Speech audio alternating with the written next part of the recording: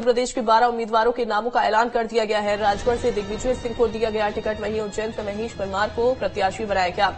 सागर से गुड्डू राज बुंदेला को टिकट मिला। रीवा से नीलम मिश्रा को टिकट दिया गया। शहडोल की बात करें तो यहां से फुंदेलाल सिंह मार्को को टिकट मिला। जबलपुर से दिनेश यादव को मिला है टिकट। बालाघाट से सम्राट सारस्वत को टिकट दिया गया। होशंगाबाद से संजय शर्मा को मिला है टिकट। तो कांग्रेस की चौथी लिस्ट जारी हुई। सागर से गुड्डू राज बुंदेला को टिकट मिला है। और साथ ही छत्तीसगढ़ की बात करें तो देखिए छत्तीसगढ़ की सीट पर भी मंथन हुआ। छत्तीसगढ़ की महज एक सीट का ऐलान किया गया है। बस्तर से कवासी लखमा को टिकट दे दिया गया है। कांकेर से टिकट दीपक बैज को मिल सकता है। बस्तर से वो सांसद हैं, लेकिन उन्हें कांकेर से मैदान में उतारने की तैयारी चल रही है। रतलाम का बताएं आपको कि रतलाम से कांतिलाल भूरिया को उम्मीदवार बनाया गया है। इंदौर से अक्षय कांति बम पर भरोसा जताया गया है।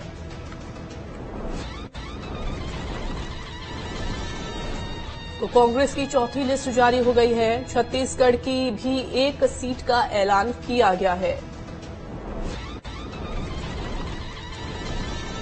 तो मध्य प्रदेश के 12 उम्मीदवारों का नाम के ऐलान जो है वो कर दिया गया है। ऐसी चर्चा चल रही थी। 12 से 13 सीट ऐसी हैं जिन पर फिलहाल उम्मीदवार तय हो गए हैं। तो 12 उम्मीदवार जो कि अब सामने आ गए हैं, चुनावी मैदान में उन्हें उतारा गया है। 12 सीटों का फिलहाल तो जो पूरी तरीके से तस्वीर है वो क्लियर हो गई है। कुछ और सीटें भी हैं जिनकी तस्वीर क्लियर हो गई है। कल 12 उम्मीदवारों को मैदान में उतारा गया। कुल मिलाकर कहा जाए कुछ ही सीटें बची हुई हैं, जिसके बाद अब उन पर मंथन होना है। और साथ ही ऐसा अनुमान जताया जा रहा है कि होली के बाद उन सीटों का भी ऐलान कर दिया जाएगा। गौरव हमारे साथ जुड़ गए हैं, उनका रुख करते हैं। गौरव, कांग्रेस की चौथी लिस्ट जारी हो गई है। मध्य प्रदेश की 12 सीटों का ऐलान कर दिया गया है। उम्मीदवार मैदान में उतर गए हैं। इसके अलावा छत्तीसगढ़ की भी एक सीट इसमें शामिल है। किस तरीके से मध्य प्रदेश की 12 सीटों में उम्मीदवारों को आप देख रहे हैं?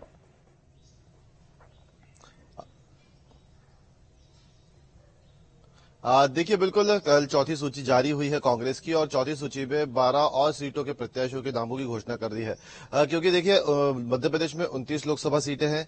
एक लोकसभा सीट खजुराहो, जिसपे समाजवादी पार्टी इंडिया गठबंधन के तहत चुनाव लड़ रही है, बची 28 सीटें।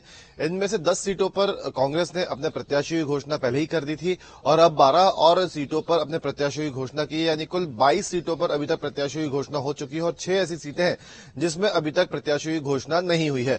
देखिए, कल जो सूची जारी हुई है, इनमें जो 12 सीटें हैं उसकी अगर हम बात करें तो सबसे महत्वपूर्ण नाम यहां पर दिग्विजय सिंह का निकलकर आया है, जो राजगढ़ से इस बार का लोकसभा चुनाव लड़ रहे हैं। क्योंकि दिग्विजय सिंह की कुछ दिन पहले प्रेस कॉन्फ्रेंस भी हुई थी, जिसमें उन्होंने कहा था कि आलाकमान ने उन्हें कहा है चुनाव लड़ने के लिए, और वो मना नहीं कर सके। अब दिग्विजय सिंह चुनावी मैदान में उतर रहे हैं, तो कहीं ना कहीं इससे जो कार्यकर्ता है कांग्रेस के, उनका मनोबल भी जरूर बढ़ेगा। क्योंकि जब सीनियर लीडर्स चुनावी मैदान में उतरते हैं तो इसका सीधा असर जमीनी स्तर के कार्यकर्ताओं पर भी होता है, उन कार्यकर्ताओं पर भी होता है जो चुनावी मैदान में पहली बार उतरे होते हैं। क्योंकि देखिए, शुरुआत से कहा जा रहा था कि कांग्रेस के पास प्रत्याशियों को लेकर काफी असमंजस की स्थिति है, और यही वजह भी रही कि कुछ नए चेहरे भी इस बार हमें 12वीं सूची में देखने को मिले हैं। लेकिन अगर हम बड़े चेहरों की पहले बात करें तो उसमें देखिए दिग्विजय सिंह का नाम सबसे पहले निकल कर आया है, जो राजगढ़ से चुनाव लड़ रहे हैं। इसके अलावा रतलाम से हम कांतिलाल भूरिया का नाम देखते हैं। कांतिलाल भूरिया जो पहले केंद्रीय मंत्री भी रहे हैं कांग्रेस की सरकार में, और एक बड़े नेता के तौर पर रतलाम से उन्हें माना जाता है। इसके अलावा हम बालाघाट से देखें तो बालाघाट से पहले ये लग रहा था कि हिना कावरे को चुनावी मैदान में उतारा जा सकता है, लेकिन यहाँ पे सम्राट सारस्वत को चुनावी मैदान में उतारा गया है। इसके अलावा रीवा से नीलम मिश्रा का नाम घोषित किया गया है। पहले भी नाम चल रहा था नीलम मिश्रा का। इसके अलावा हम देखें तो मंदसौर से दिलीप सिंह गुर्जर का नाम है। इंदौर से अक्षय कांति बम का नाम है। इनका नाम पहले भी चल रहा था। इंदौर से कांग्रेस जिला अध्यक्ष भी रहे हैं ये युवा कांग्रेस के। इसके अलावा भोपाल से अरुण श्रीवास्तव का नाम तय हुआ है, जो आलोक शर्मा के खिलाफ चुनावी मैदान में उतरेंगे। देखिए, जबलपुर की अगर हम बात करें तो यहाँ दिनेश यादव का नाम उतरा है, और फुंदेलाल मार्को जो शहडोल से है, इनका नाम उतरा है। और फुंदेलाल मार्को काफी सीनियर लीडर और काफी मजबूत कैंडिडेट शहडोल से माने जाते हैं। देखिए, जो 12 सीटों के नामों की घोषणा कल हुई है, इसमें यह कहा जा रहा है कि बहुत सी ऐसी सीटें हैं जिस पर कांग्रेस काफी ज्यादा कॉन्फिडेंट है। जिसमें अगर हम शहडोल की बात करें, इसके अलावा हम बात करें बालाघाट की, इसके अलावा हम बात करें रतलाम की, जहां से कांतिलाल भूरिया चुनाव लड़ रहे हैं, अब लड़ रहे हैं। इसके अलावा राजगढ़ से अब अगर दिग्विजय सिंह को चुनावी मैदान में उतारा है, तो कहीं ना कहीं कांग्रेस का यहाँ पर एक बहुत ही मजबूत तरीके से अपने आप को प्रस्तुत करने का एक मौका मिलेगा, क्योंकि कर्मभूमि रही है दिग्विजय सिंह की। यहाँ पर लोगों की भावनाएं उनके साथ जुड़ी हुई है। परिवार से सीधे तौर पर दिग्विजय सिंह राजगढ़ में जुड़े हुए हैं। ऐसे में अब राजगढ़ से अगर दिग्विजय सिंह को चुनावी मैदान में उतारा है तो कहीं ना कहीं इसका फायदा कांग्रेस को इस सीट पर जरूर मिलने की पूरी उम्मीद जताई जा रही है। लेकिन देखिए, अगर हम बात करें कि अभी तक 22 सीटों पर तो नामों की घोषणा कर दी गई है, लेकिन 6 ऐसी सीटें हैं जिस पर अभी तक कांग्रेस ने अपने प्रत्याशियों की घोषणा नहीं की है। जिसमें हम बात करते हैं गुना की, जहां से ज्योतिरादित्य सिंधिया चुनाव लड़ रहे हैं, विदिशा जहां से पूर्व मुख्यमंत्री शिवराज सिंह चौहान चुनाव लड़ रहे हैं, इसके अलावा दमोह और इसके अलावा ग्वालियर और मुरैना की सीट भी है जहां से अभी तक प्रत्याशियों की घोषणा नहीं हुई है। अब इन सीटों को लेकर यह कहा जा रहा है कि यहां पर अभी तक प्रत्याशियों का चयन नहीं हो पाया है और यही वजह है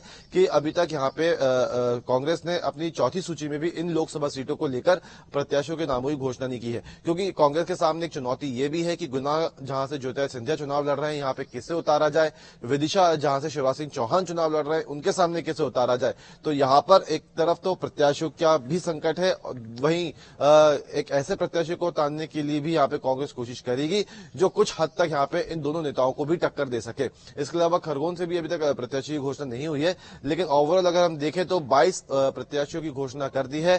पहले चरण का चुनाव 19 तारीख को होना है, नामांकन 27 तारीख तक भरे जाएंगे। ऐसे में अब कल घोषित कर दिए गए हैं लेकिन अभी भी कुछ ऐसी सीटें बची हुई हैं जिन पर अभी फिलहाल ऐलान होना बाकी है। उन सीटों पर इतना विचार विमर्श क्यों किया जा रहा है? और ये मानकर चले चूंकि अब तो होली आ गई है, होली के बाद एक बार फिर से बैठकें होंगी और फिर उसके बाद विचार विमर्श करके भी उन सीटों को क्लियर कर दिया जाएगा।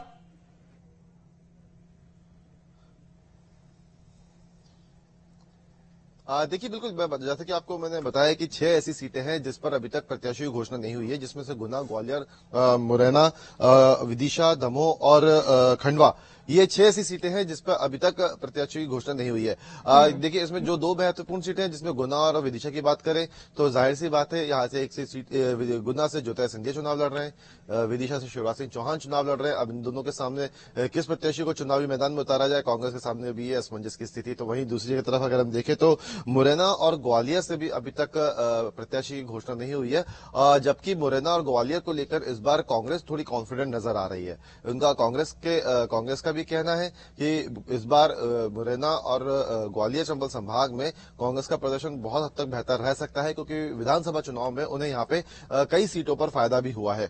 ऐसे में अभी तक यहाँ पे प्रत्याशियों का चयन क्यों नहीं हो पाया है, इसको लेकर ये कहा जा रहा है कि यहाँ पे मजबूत से मजबूत कैंडिडेट को उतारने की जुगत में कांग्रेस लगी हुई है। हालांकि ग्वालियर से कहा जा रहा है, मुरैना और ग्वालियर से, कि सिकरवार परिवार के किसी सदस्य को यहाँ पे टिकट दी जा सकती है।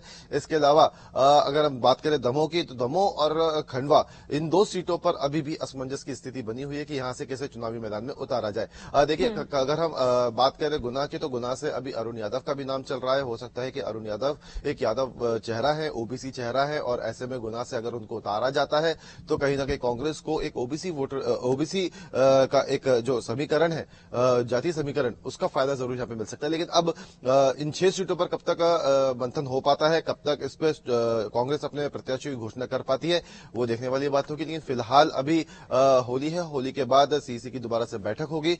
इन तमाम सीटों पर जो 6 सीटें अभी बची हुई हैं, इस पे पैनल्स जरूर पहुंचे हैं सीसी के पास, लेकिन कौन सा प्रत्याशी कितना ज्यादा मजबूत तरीके से इन चुनावों में उतर पाएगा, इसे लेकर अभी भी असमंजस की स्थिति है। अभी भी इस पर मंथन किया जा रहा है और जाहिर सी बात है कि आने वाले 4 से 5 दिन के अंदर इन सीटों पर भी प्रत्याशियों के नामों की घोषणा कांग्रेस कर देगी। जी बिल्कुल, लेकिन अगर हम जिक्र करें बीजेपी और कांग्रेस का, किस तरीके से अभी फिलहाल कांग्रेस और बीजेपी तैयारियां कर रही हैं, जो कि हम ये भी देख रहे हैं इसी बीच तमाम ऐसे कांग्रेसी नेता हैं जो कि पार्टी छोड़ रहे हैं।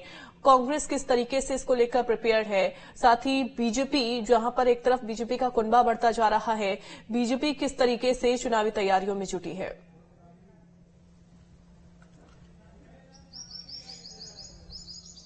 देखिए हम लगातार देख रहे हैं कि मुख्यमंत्री मोहन यादव भी मध्य प्रदेश में लगातार दौरे कर रहे हैं।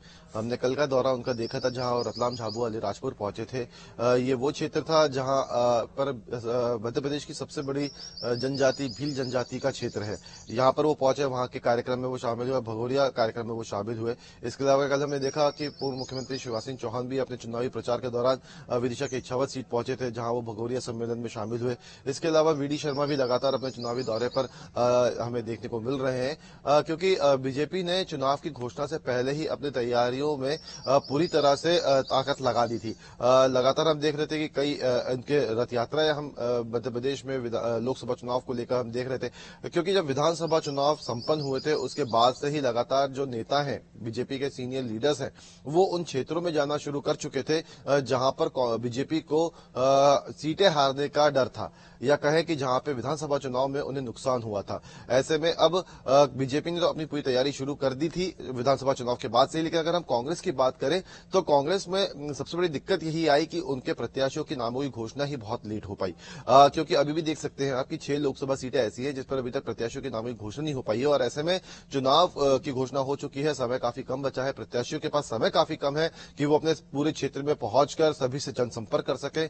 और अगर जनसंपर्क भी नहीं हो पाता है, सही तरीके से प्रचार प्रसार नहीं हो पाता है, तो कहीं ना कहीं इसका नुकसान लोकसभा चुनाव में देखने को मिलता है। क्योंकि एक लोकसभा चुनाव की जो सीट होती है उसके अंदर एक जिले के अलावा अन्य कई ऐसी तहसीलें भी होती हैं जो काफी बड़ी होती हैं। और ऐसे में अभी कांग्रेस की तैयारियों को लेकर कहा जा सकता है कि अभी कांग्रेस की तैयारी बीजेपी के मुकाबले काफी पीछे, लेकिन फिर भी चुनावों में अपनी कई सीटों को लेकर कांग्रेस आश्वस्त है। जमीनी स्तर पर कांग्रेस के कार्यकर्ता यहाँ पे काम कर रहे हैं। कांग्रेस का कहना है जमीनी स्तर पर कांग्रेस यहाँ पर मजबूत है और उसी आधार पर कांग्रेस को ये लगता है कि उन 10 सीटों पर कांग्रेस यहाँ पर जीत कर सकती है। लेकिन फिर भी 2009 के बाद से ये देखा, वो भी इंतजार उसका करना होगा जब रिजल्ट आ जाएगा। फिलहाल बहुत शुक्रिया आपका गौरव, जानकारी देने के लिए।